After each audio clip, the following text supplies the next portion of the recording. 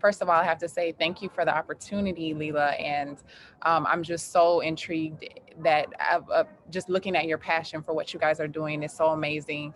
And in this day and age where everybody's so like in technology and they need apps and things like that to do things and to connect each other, I think it's amazing that you're creating this platform, because one of the main things that I have struggled with, to where I had to create a whole area of my organization, is just being able to have a space where we say we're dedicating ourselves strictly to trying to find funding. Like, and it's in our mind, sometimes we think like, oh, um, what we're doing is so great, somebody's just going to want to fund it. But it's hard to find funding sometimes. But I will get into Environmentalish and what Environmentalish is. Our mission is to create a culture of community that is intentional about being influenced by nature and the natural rhythm of their everyday life. So basically, we want to shape and form people, young and old, to actually pay attention to nature. Nature is always speaking.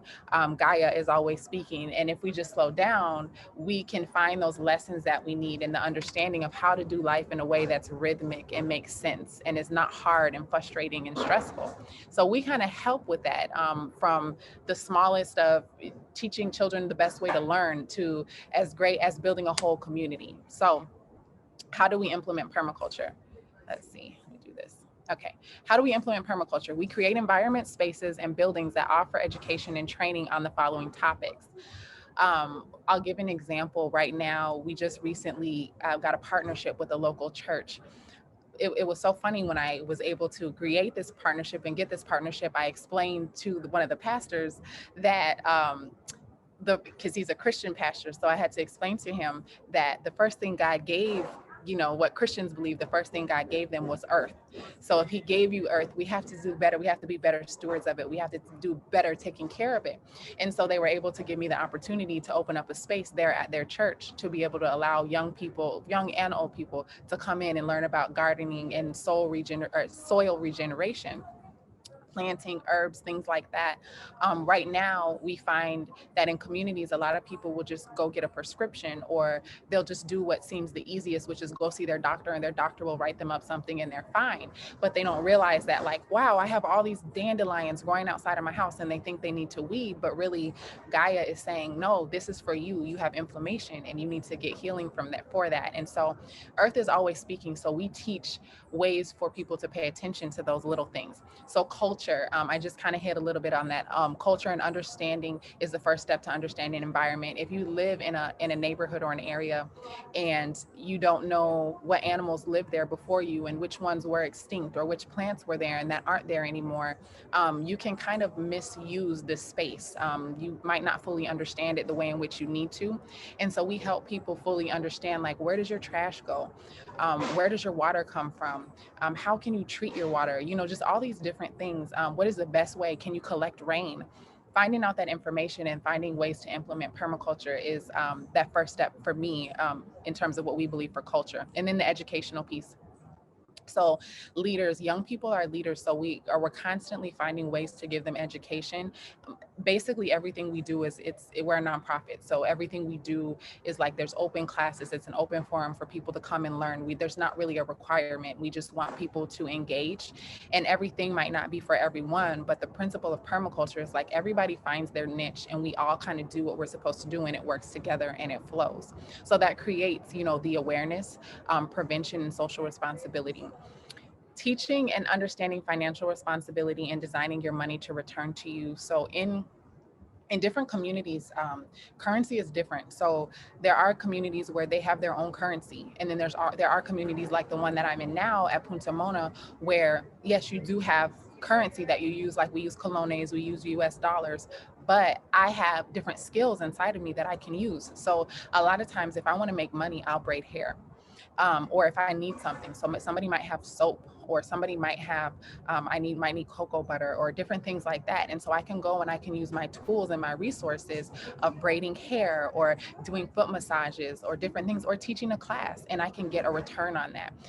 A lot of times we don't understand that, or we don't see it as a currency. I know in the US, because we're so wrapped up in the mindset of like, I got to make more money. I got to get this much money per hour so that I can sustain my family or whatever. But we are here to like demystify those things and like undo that thought process.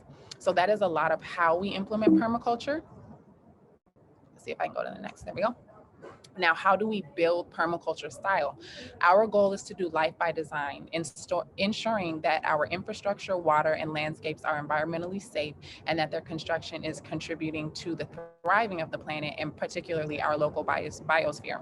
So there's a lot of things. Like, I've been at Punta Mona for a month now, and I've enjoyed every minute of it, but there's different things that I focus on and I hone in on, and it's mostly been like the way in which they do community, not necessarily the plants, even though that's a big part of permaculture, but the things I will grow in the United States are not the same things that I will grow here.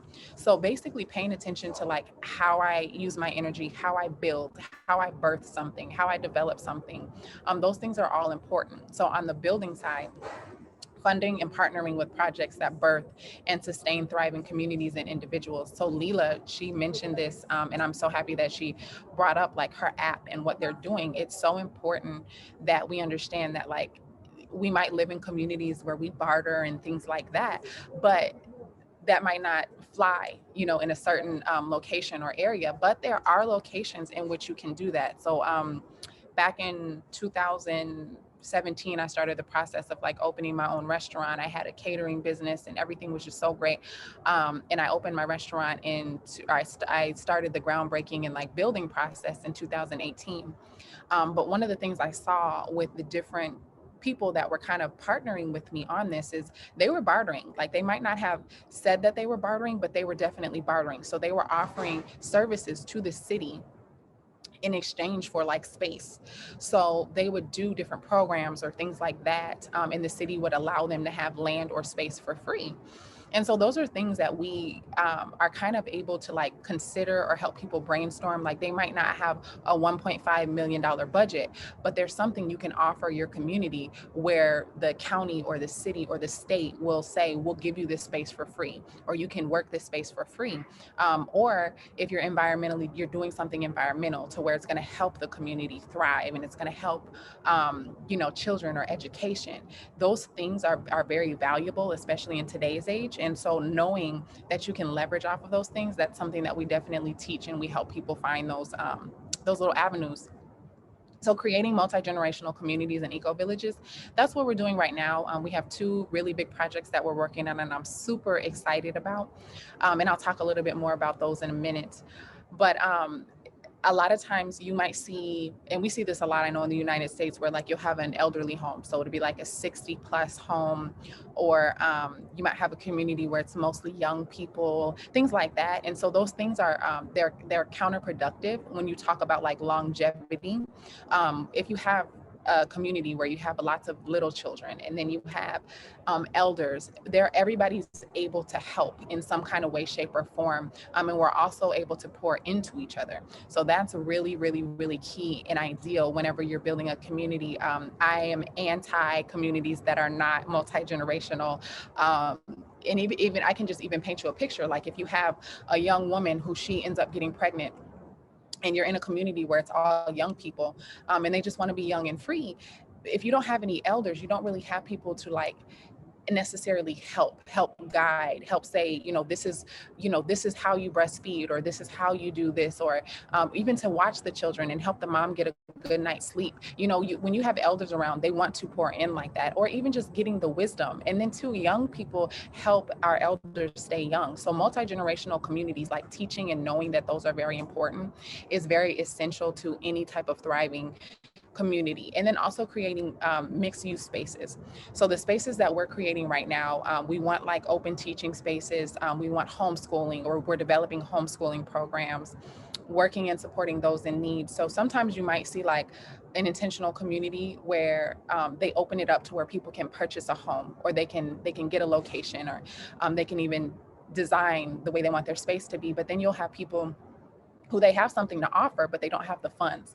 So maybe they're in a situation where they could be escaping an abusive relationship, or they could be, maybe they're just a single mom who just can't figure out what she's going to do, or maybe it's a widow or a widower. People like that who don't have the financial stability to go and say, I'm just going to buy something in an intentional community. Having spaces like that where you have dorm rooms, or you have little villas for them to live in and possibly work the land, those things like that are very important and so necessary when you are building permaculture style.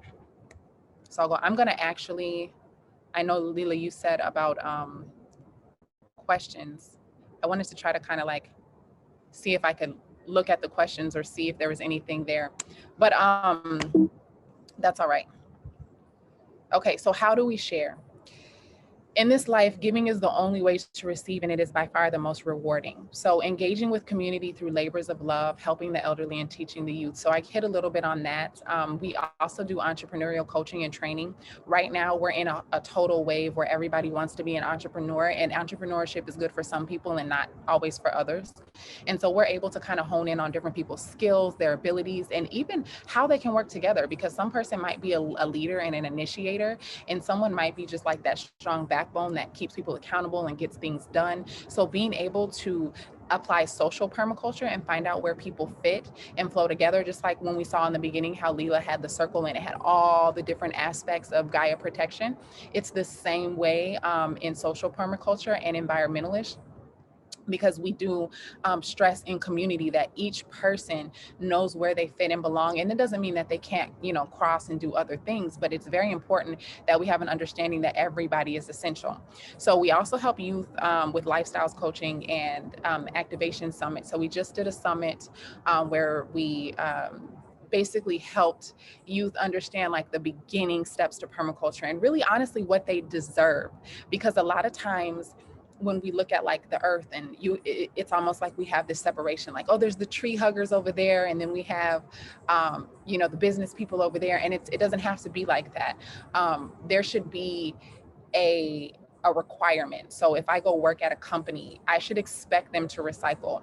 If I go live at a place, I should expect them to have gardening space. If I'm going to like live in an apartment, they should have something on site. I should expect them to have solar energy or, windmills or whatever, but those things should be expected. So we're now trying to get into a place and teach youth to have a different requirement or expectation for what they have for themselves as they're developing. And also seeing the world when it's not looking like that, to in their mind stop and say, okay, this isn't right. This doesn't line up with like sustainability and how we want the earth to look and be. So a little bit about me. I love this quote. I took a walk in the woods and came out taller than the trees. There's something so impactful about like being in nature. I think like my dad, I grew up like in nature with my dad. Like my dad, he and my mom should take us to the parks all the time. Minnesota's really big on the parks. But I love being outside. There's something so magical about just being in Gaia, with Gaia, understanding, just pulling in on that energy.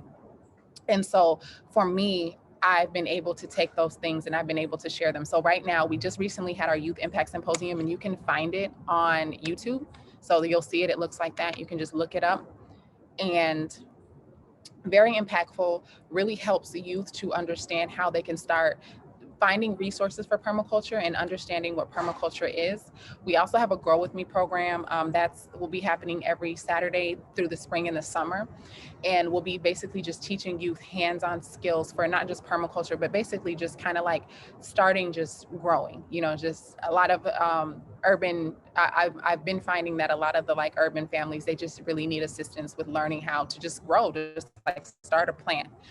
So we've been helping with that. And then seed. So we're doing seed kits. The seed program is really special to me. And if you want to know, I guess, my passion behind it, I would definitely go watch Seed, The Untold Story. It's really pretty amazing. And so what the seed kits are is we take seeds, and we send out a seed kit. And so you would pot them, you know, you'd go through the whole process, there's instructions with it, and then you'd grow something. And then once it grows, there's recipes included. And then so you take the recipe and you can make seasoning, or you can make whatever the recipes are that are there. The seeds are there for that specific kit. And then you send the seeds back to us. So there's a little packet and you can send the seeds back to us. A lot of people don't understand that the process of us preserving earth is like we have to continually grow things. We can't just like grow a whole bunch of watermelon or grow a whole bunch of one thing and just like eat off of that for years or whatever. We have to grow a variety constantly. And as we constantly grow, we're able to preserve, you know, what Gaia originally gave us. So those things are very important. So our current projects, and I'll run through these really quickly because I know time. So our current projects, the Green Light Transitional Housing and Shelter, that's in Emory, Texas in the US, and we're on phase 2. So we've already got the land, we've been doing the mapping process. We've already started the design process, but it'll basically be a permaculture farm and shelter. So people who are going through transitional phases where they need support, they need family, or they just don't know what they're doing with their life, they're able to come there, they're able to work. As they're working the farm, they only work like 4 hours a day, then they have the rest of their day free. They also can check in with different specialists, yogis, things like that, herbal healers, people that can really just nurture them, and they can check in and they can kind of get a plan for their life. They can store up money if they need to do that. If they need to like work, they have more time to work, and they don't have to feel pressed or urgent or have anxiety about what am I going to do, how am I going to take care of my children. They can just come and be at peace. And so that facility, once it's completed, it'll be able to house 30 families. So Dare a la Luce, which is it means to give to the light. So it's the word that they use in I can't even think of the country, but it basically is the phrase they use for giving birth. And so it means to give to the light. And so basically, we want to create an awakening in Louisiana. We want to give people to the light. We want them to activate their inner light. And so they'll be able to come to this permaculture farm in school and learn. There are a few houses on the property, but those are mainly for like interns and things like that. But they'll be able to learn about permaculture, and particularly social permaculture. So how can you implement social? This is like my last slide. Ways you can implement social permaculture today. Sharing is caring. So everything, if you've learned something here, share it. If you have something you can offer, share it. With permaculture is literally the active sharing of like everybody's doing their part. So every plant is doing its part. The water is doing its part. The air, the fire, everything is doing its part. And because of that, we just have, it's like, we have all of this just growth and beauty. And so it's the same way in your relationships that you have with people and family. If everybody shares and does their part, everybody can blossom and grow. So no waste. Think about, when I say this, think about your relationships.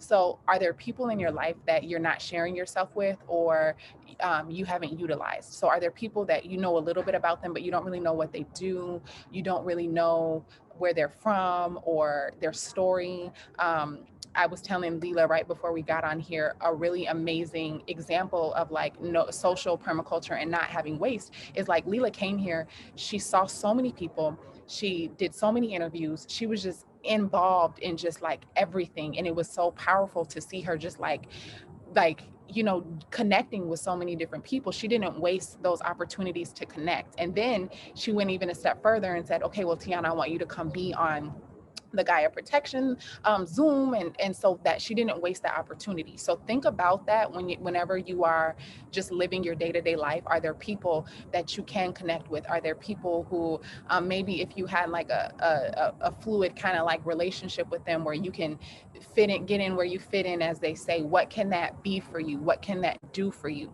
So really think about that when you think about social permaculture. And then active listening. So it's so easy nowadays to multitask and to be here and there at the same time. But when people are listening, just being able to just listen and be present and see how you can not necessarily absorb, but just be there. If it's being a support. If it's just acknowledging where somebody's at in their life, doing that, you know, whatever it is. So those are ways that you can implement social permaculture today if you're not already implementing physical land use permaculture. So thank you for listening. I hope you guys got a ton of information out of this. And yeah, I pray that you just receive all the love and light that I'm sending your way. And I also hope that you utilize those social permaculture skills and abilities. So beautiful. Thank you so much, Teóna. Really, like, it's amazing to like actually see what you guys are doing, like hear more about the specific projects. And I know it's a huge one, and like hearing all the collaborations in the US and also here now, it's incredibly inspiring. And yeah, so let's open up the space for questions. And maybe I can go first with a question that I have is the open permaculture cause that you were talking about that you gave yesterday, right? Is this like a long-term project? Is there an opportunity to perhaps hop on one of these calls in the next time and like learn the principles of permaculture and like yeah, share it with the people from this community as well, that most of them have never heard about permaculture and what it actually means? It's amazing to like actually see what you guys are doing, like hear more about the specific projects. And I know it's a huge one, and like hearing all the collaborations in the US and also here now, it's incredibly inspiring. And yeah, so let's open up the space for questions. And maybe I can go first with a question that I have is the open permaculture cause that you were talking about that you gave yesterday, right? Is this like a long-term project? Is there an opportunity to perhaps hop on one of these calls in the next time and like learn the principles of permaculture and like yeah, share it with the people from this community as well, that most of them have never heard about permaculture and what it actually means? So yeah, Yeah, what is this project? definitely. Definitely. So the classes that we'll be doing in the spring and summer are, most of them are like hands-on classes. So we'll be physically doing things, but we will be doing a once a week recording. So people will be able to kind of, from the introductory part all the way to, I guess you would call graduation, they'll be able to like learn and really get an understanding of what permaculture is, and just little ways to implement them on a daily basis. There's a lot of things that we don't, it's like you don't know until you know. So we won't understand like why we're doing something. And one of the main principles of permaculture is literally just being like effective, and not just effective, but like being resourceful. So like, why do we do things the way that we do them, and getting the understanding of like, okay, this doesn't make sense. Like, why do I throw that away? I should keep that, or is there a way to repair things, or just really little simple things like that. So yes, we definitely will have, the classes will be open, and if you follow me on social media, you can easily access the information. Perfect. Thank you. I'm really, really looking forward to that, and excited to, yeah, learn more and share it with the other guys as well. So thanks a lot. Is there anyone else with questions? I'm interested in the work that you're doing. You said it's in Louisiana, yeah? Mm-hmm, mm-hmm. So a lot of these social permaculture principles are like widely applicable. They'll be, it's the nature of permaculture that they'll be as relevant in Africa as they would be in Japan, as they would be in Switzerland, or what have you. But is there anything that you've been finding in your experience? Like, I know there's just like a really strong bioregional tradition, down in the bayou and in Louisiana. Like, what is there anything that makes it unique, or obstacles / opportunities? Oh my gosh, I feel like like you, basically what you said, like everywhere you go, it's like the same thing, but in a different form or a different language almost, or a different, shape. But for the most part, I would say Louisiana, because it's so, like, if you think of the history of Louisiana and like that being a place where the slaves were brought in and all of that, there's such a spirit of like, I'm getting chills when I say this, of resourcefulness. So everywhere you go, like, there is no waste. I know some people will say, like, when I first moved there, because I was born in Minnesota and then moved there, and I was like, there's so many junkyards, like they just have so much, junk, but it wasn't, to them it's not junk. It's like they are being resourceful, they're using these things, they're refurbishing, recreating, and so like nothing really goes to waste. And just the idea that you literally can learn how to do anything. And so that to me is amazing. Like I'll go places and I'll meet people and they just might like, they're randomly like, oh yeah, I work at the grocery store, but I make wood benches or I make stair sets or like just random things. And you meet a lot of people like that and it blows your mind because they're really actually applying permaculture. They're using their gifts, they're using their abilities, and they're doing it amongst their community. So I did find that and the sense of community a lot more prevalent there than I did in the Twin Cities. Yeah. Yeah, maybe from our other guests, it's amazing that you guys stayed in and listened. And I'm, yeah, curious if you guys have something to share or some thoughts or questions or anything else. Well, I'll just chime in because I'm in Minnesota and I have been following this amazing, dope ass journey. And I was so glad that you posted this. I had a cancellation in my schedule today. And I'm like, I'm about to tap in. I'm going to jump in and find out what's been going on. Thank you for sharing all of this, all the feels, all the love. I'm extremely jealous. I want to organically just, shed all the heaviness that I have going on right now and just be free. And this is, I mean, you're doing it. You are inspiring so many. And I just love your journey. And so I just wanted to connect and tell you thank you for, I don't know how you're doing it, but you're doing it. And I know because you're a mom, you're a young mom, and you are basically creating something. And this is not something we see Black women do, like in live and in person. And I just think it's just amazing. So I'm just here to show love, gratitude, and support for your journey, and keep doing it. You're inspiring. I so appreciate it. Thank you. I love you for that. Thank you. Well, hello, everybody. My name is Teóna Washington. It's an honor to be here. Teóna, hey, we have some history, and I'm loving the journey that she's on because, for me, I grew up in nature, been living this kind of life for pretty much my whole life, just didn't have a name for it. But permaculture, right now, and where I'm picking up at it at is it's a free way of living. It's in touch with nature. It's healthy. Mentally, physically, spiritually. Every aspect of your life. So I'm enjoying this whole journey with Teóna and the community that she's building.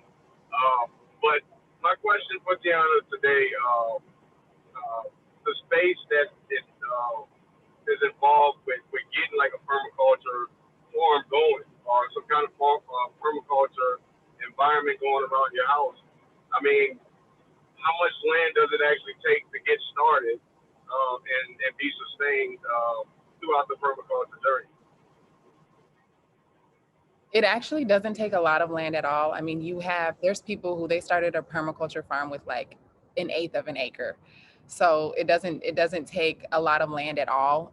It really is just depends on what you want to do. So kind of understanding like your family, your community, like if you have a family of like 20 people, then you're going to want to have more space. You're going to want to have more space for people to move around. You're going to want to have more space so you can grow more vegetation.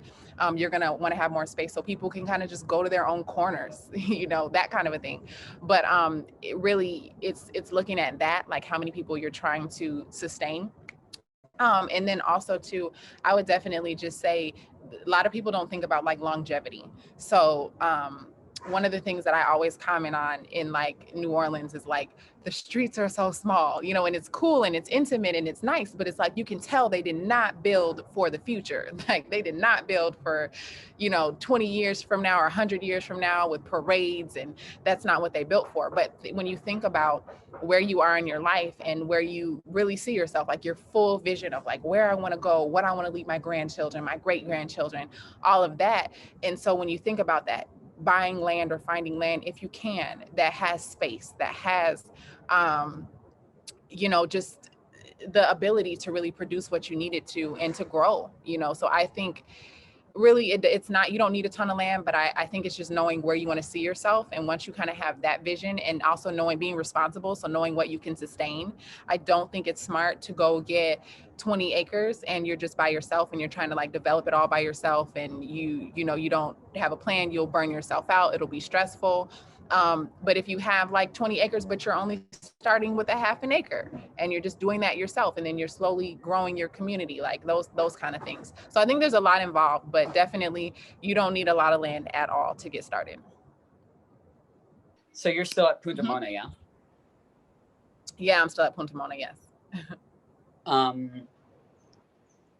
What are your thoughts on the organization there? Because I know it's the farthest along permaculture centers perhaps in Central America.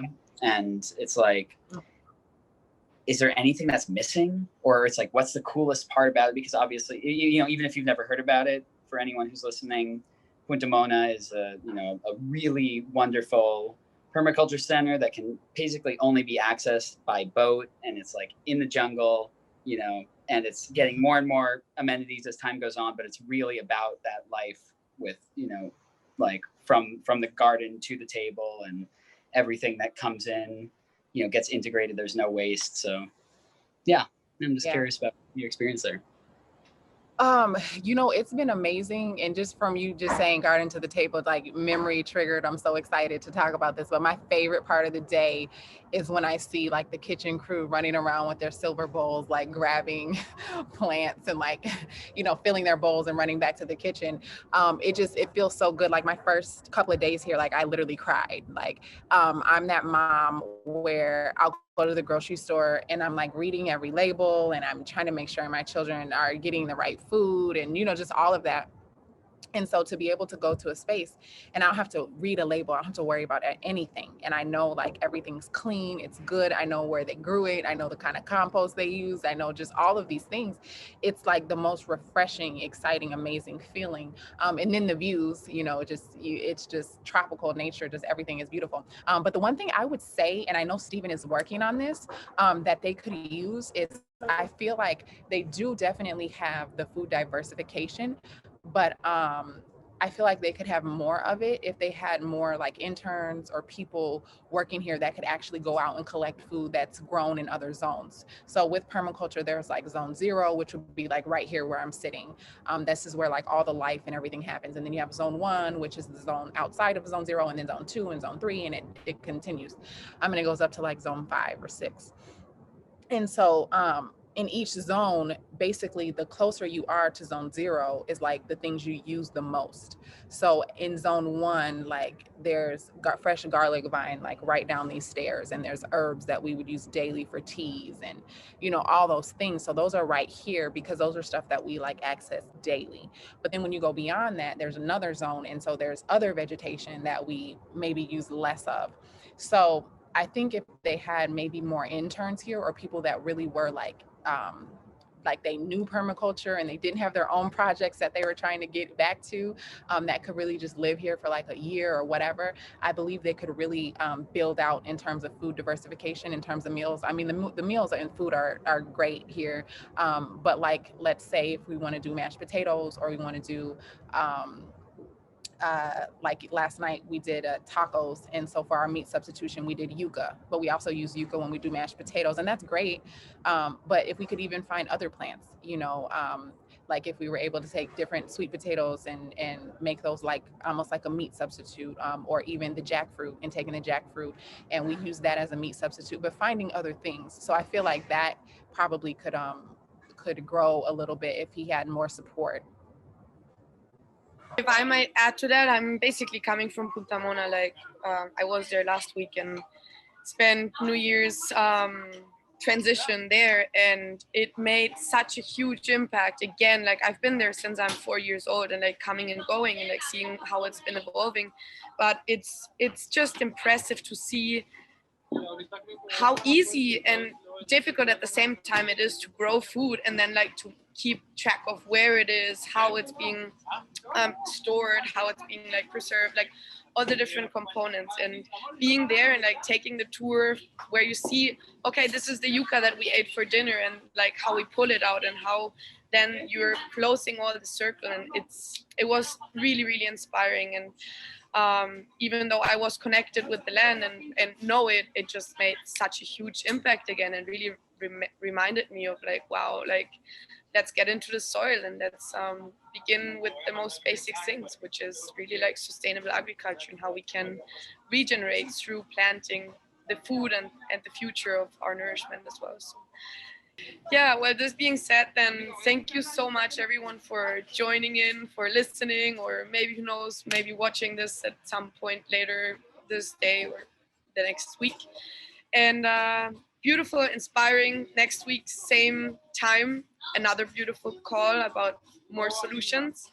In case you also have a project, or you know somebody with an amazing project, or you want to start mapping and listing solutions in your community, we're here, always a message away, and extremely grateful to collaborate in any way possible, because only a team can make the dream work.